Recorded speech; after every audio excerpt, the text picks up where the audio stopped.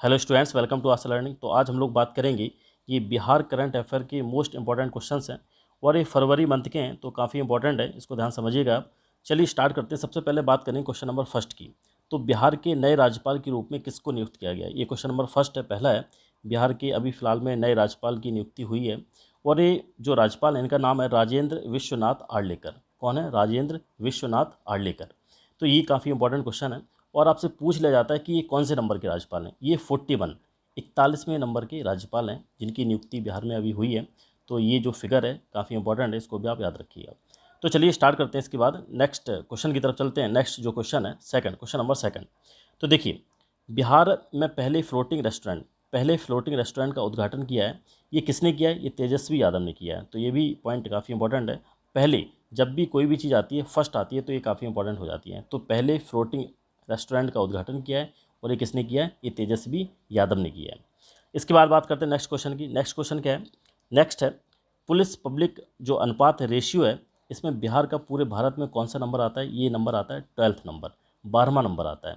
Police public ratio में बिहार का पूरे भारत में कौन सा नंबर आता है? 12वां नंबर आता है, 12th नंबर आता है।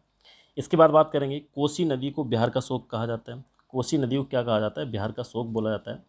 और बिहार के कितने ज़िलों को प्रभावित करती है? ये टोटल 11 ज़िलों को प्रभावित करती है। जो कोसी नदी है, कोसी रिवर है, इसे बिहार का शोक भी कहा जाता है, ये भी आपको ध्यान रखना है। इसके बाद बात करते हैं क्वेश्चन नंबर 5 की। केंद्रीय बजट 2023 एंड 24 में पूरे भारत में 740 एकलव्य विद्यालय खोलने की घोषणा की गई है।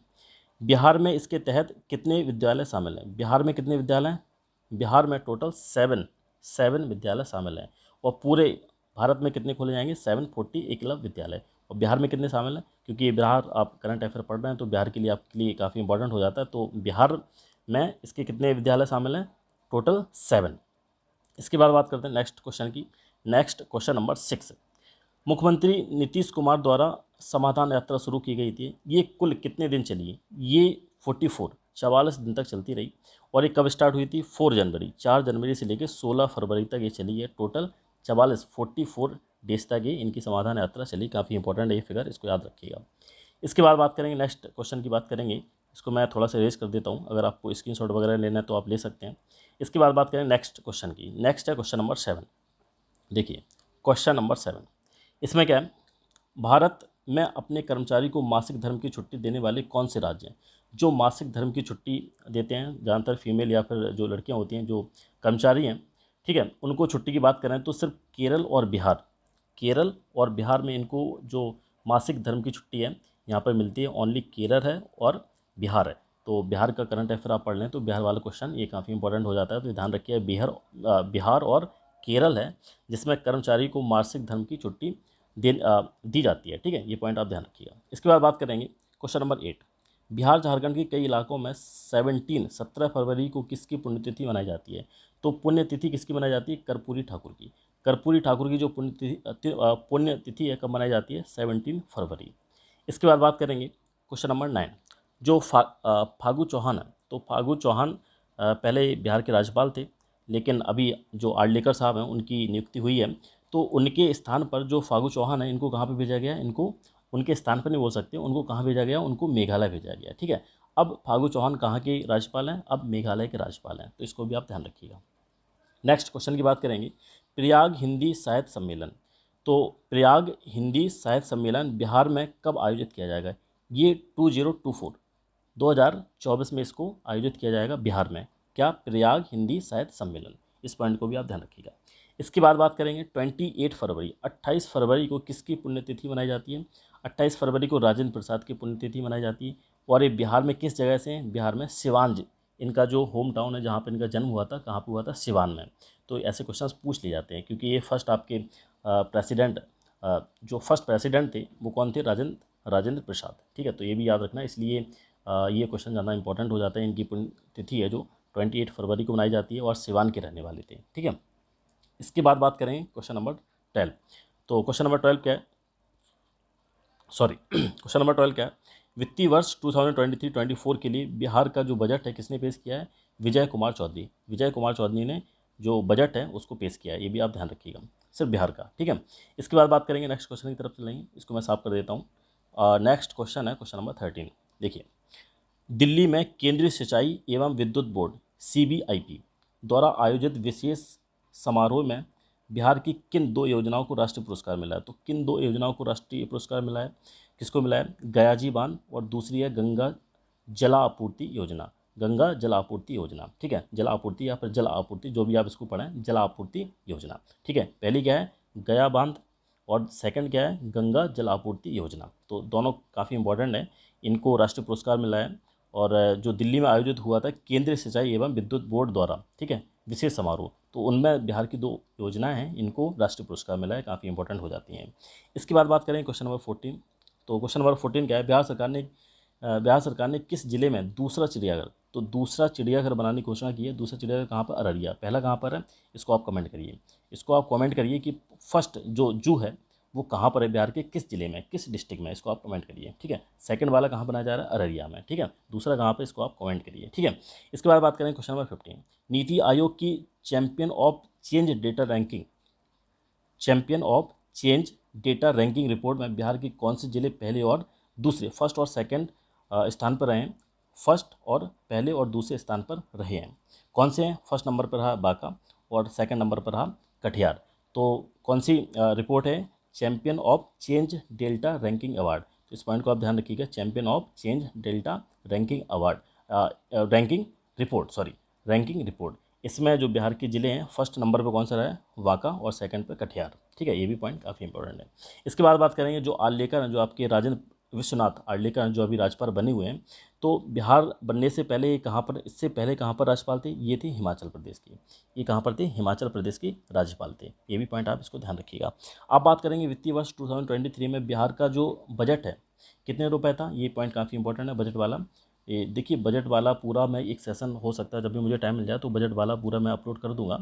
फिलहाल मैं तो अभी इसको देख लीजिएगा कि बजट 2023 में बजट कितना था बिहार का। ये 2.61 लाख, पूरा आपको एग्जैक्ट इसी तरह याद रखना है, 2.61 लाख और 885.4 करोड़। इस पॉइंट को आप बिल्कुल एज इट इज़ जैसा लिखा हो इतना ही आपको याद रखना है, ठीक है। बिहार का बजट कितना था? 2.61 लाख 885.4 करोड़, ठीक है। इस पॉइंट को आप ध्यान रखिएगा। इसके बाद बात करेंगे नेक्स्ट पॉइंट की तरफ चलेंगे। नेक्स्ट पॉइंट क्या है? देखिएगा, क्वेश्चन नंबर 18। क्वेश्चन नंबर 18 क्या है? बिहार के किस जिले में फाइव किसान उत्पादक संगठनों, 5 किसान उत्पादक संगठनों को केंद्र सरकार ने निर्यात लाइसेंस, कौन कितने हैं? 5 हैं, 5 किसान उत्पादन संगठन, ठीक है। इसको केंद्र सरकार ने निर्यात लाइसेंस प्राप्त किया है। ये कहाँ के हैं? ये भागलपुर जिला के हैं, ठीक है। तो भागलपुर जिले के 5 किसान उत्पादक संगठनों को क्या मिला हुआ है? कौन सा लाइसेंस मिला हुआ है? निर्यात लाइसेंस मिला है। इससे कि जो अपना जो भी यहाँ पर जैसे GI टैग में शामिल हैं तो उनको क्या कर सकते हैं? निर्यात कर सकते हैं, ठीक है। तो भागलपुर, ये पॉइंट आप ध्यान रखिएगा, निर्यात लाइसेंस किसको मिला है? भागलपुर जिले को, ठीक है। ये भी पॉइंट आपका काफ़ी इंपॉर्टेंट है। अब इसके बाद बात करें क्वेश्चन नंबर 19 की। बिहार बजट के अनुसार खेलों को बढ़ावा देने के लिए किस स्थान पर एक खेल विश्वविद्यालय का निर्माण किया जाएगा? किस स्थान पर किया जाएगा? राजगीर, और राजगीर आपका कहाँ? नालंदा में है। तो खेलों को बढ़ावा देने के लिए एक खेल विश्वविद्यालय का निर्माण किया जाएगा, कहाँ पर? राजगीर में, और राजगीर कहाँ पर? नालंदा में। नेक्स्ट पॉइंट की बात करते हैं, क्वेश्चन नंबर 20।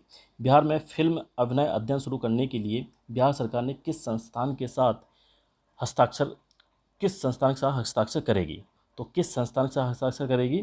फिल्म अभिनय अध्ययन शुरू करने के लिए बिहार सरकार किसके साथ हस्ताक्षर करेगी?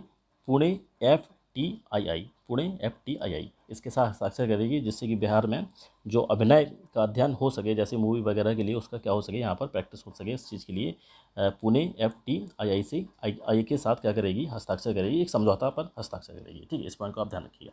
थोड़ा सा मैं इसको साफ कर देता हूँ। साफ करने के साथ इधर इसको मैं थोड़ा सा रिप्लेस करता हूँ, तो हाँ इस तरह से, ठीक है। अब देखिए, अब आपको क्लियर दिख रहा होगा। इसके बाद बात करें क्वेश्चन नंबर 21।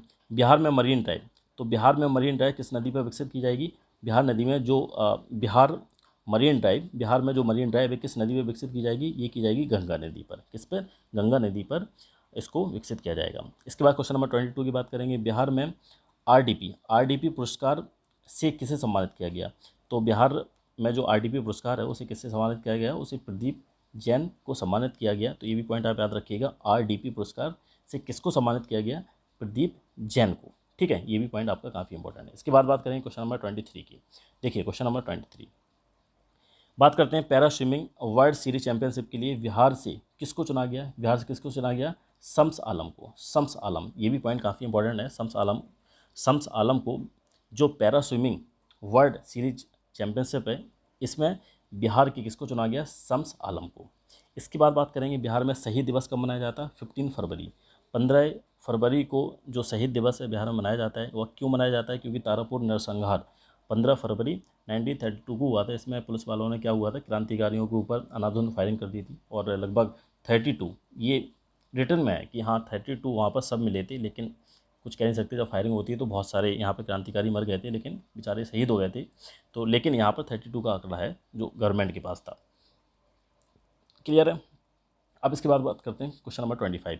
किन राज्यों ने शिक्षा के लिए अपने बजट का सबसे अधिक अनुपात आवंटित किया है, तो किन राज्यों ने, छत्तीसगढ़ और बिहार, दो राज्यों ने किया है। अगर छत्तीसगढ़ की बात करेंगे तो छत्तीसगढ़ ने बिहार से थोड़ा सा ज़्यादा किया है, लेकिन हम लोग बिहार के बारे में पढ़ें तो बिहार ने कितना किया है, 18.30%। पूरे बजट का 18.30% परसेंट पूरा अपना किस पर किया है, शिक्षा पर किया है। ठीक है। इसके बाद बात करेंगे क्वेश्चन नंबर 26।